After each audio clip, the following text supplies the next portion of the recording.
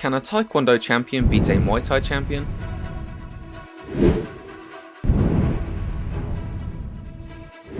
Matchmakers asking this question gave us epic stylistic matchups throughout history. Fight fans, welcome back to Striking Breakdowns. In this episode, we feature one of the most epic Taekwondo versus Muay Thai fights of all time.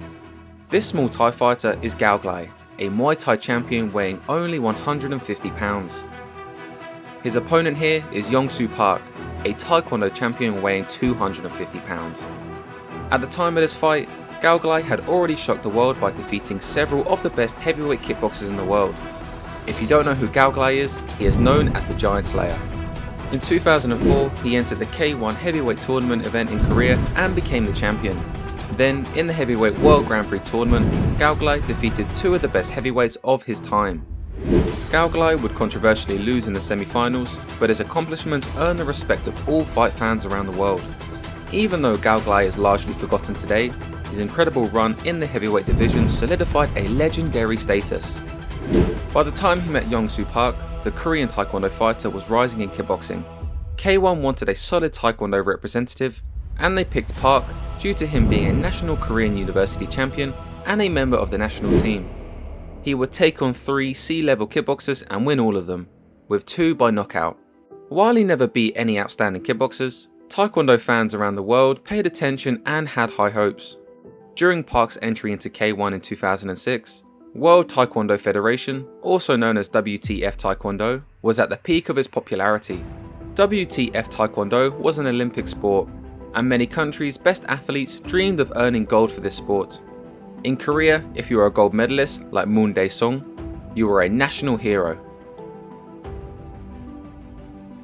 While Park was never at the level of Olympic gold medalists, he was the best Taekwondo athlete that K1 could find to fight in kickboxing. Inside the ring, he displayed the speed of Taekwondo's kicks, but also some of the worst punching in K1 history. Surprisingly, he'd win his first few fights with low kicks. This is ironic because low kicks are banned in the Olympic-style Taekwondo. A Taekwondo athlete winning K1 matches sparked intense debates in the fight community.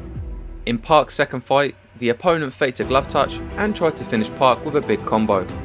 Throughout this match, Park's opponent would go down with several suspicious combinations, until finally finishing the fight with a head kick.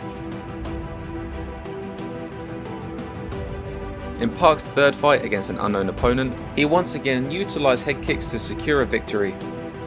By the time Kaoklai and Park faced off, Park was an undefeated heavyweight. This David vs Goliath matchup was a fight fan's dream.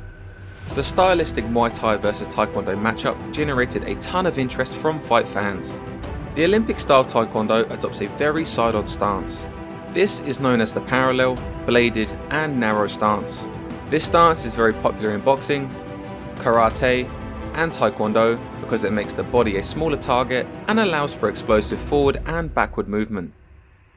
Taekwondo is known for its explosive footwork and large variety of kicks, but its most well-known feature is its fast roundhouse and incredible spinning kicks.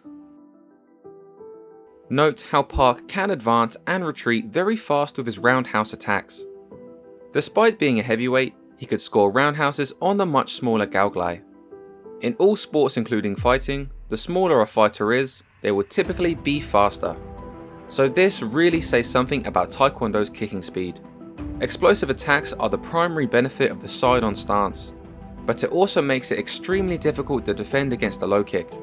The Taekwondo stance exposes the side and back of the leg, making it very difficult to check any low kicks.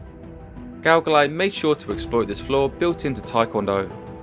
Although it looks simple, low kicking offense and defense is a difficult art. Despite Park's Taekwondo kick training, he had trouble landing any low kicks on Kaoklai. Park had much more success landing roundhouses to the body. What was interesting was that neither of the fighters' punches posed a threat to each other. Both of them played an evasive kicking style, which gave the audience fun kicking exchanges. However, on the inside, Kaoklai dominated the clinch and knees. He was able to toss the much larger opponent to the ground multiple times. Inside the clinch, Park was absolutely clueless. Being able to clinch allows a fighter to be aggressive. It is absolutely critical to help Kaoklai hunt down his opponent more easily. This is a big part of why, despite giving up 100 pounds, Kaoklai could walk down the giant. Throughout the fight, Kaoklai was able to win the kicking exchanges, sweeping Park multiple times. In terms of scoring, Kaoklai dominated the first round. The second round and third round was very close, and several judges gave it a draw, which meant an extension round in K1. Going to a draw with Kaoklai meant that Park did far better than some of the best heavyweight kickboxers already. As they say, styles make fights, and Taekwondo's speed kicking style worked well against Kaoklai's evasive kicking style. But in the extension round, it was clear that Kaoklai outkicked, outpunched and outclinched a much larger opponent.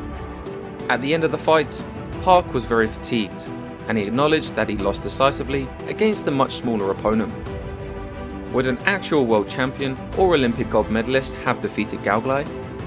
Many people think it's possible, but unfortunately, we never got to see a true Taekwondo representative with enough courage to put themselves to the test. There has been some hybrid Taekwondo kickboxers who have done very well in their career, and we will feature them in the future. What this fight represented was the pinnacle of Park's career.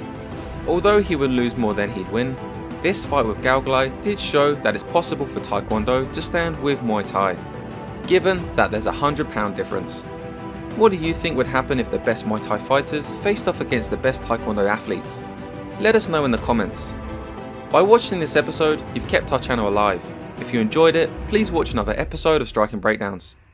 I'm Lawrence Kenshin, and thank you for being a fight fan with us.